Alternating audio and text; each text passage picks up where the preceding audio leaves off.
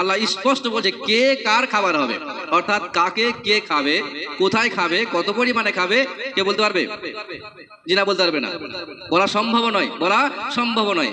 একটা পশু মারা গেল, হোক সেটা কুকুর, হতে পারে ছাগল, হতে পারে গরু, বা হতে পারে মোষ ইত্যাদি, কোনো একটা পশু মারা গেল, আপনি কি করবেন? তাই ঘরে রেখে দেবেন? জি না, তুলে নিয়ে গিয়ে ভাগাড়ে ফেলে আসছেন। কেন ফেলে আসছেন? কাকে দিয়ে আসে ফেলে? ওখানে ঠিকঠাক থাকার জন্য, যত্ন করার জন্য?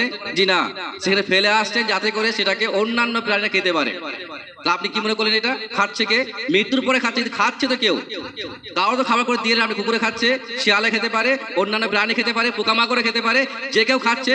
আগে শুকুনি খেত, এখন অন্য কেউ খাচ্ছে, খাচ্ছে তো অবশ্যই কথা। তার মানে একটা প্রাণী কেউ খাচ্ছে, কে কাকে কার মাধ্যম দিয়ে খাবার দেবেন আল্লাহ, এটা কিন্তু আল্লাহ জানেন।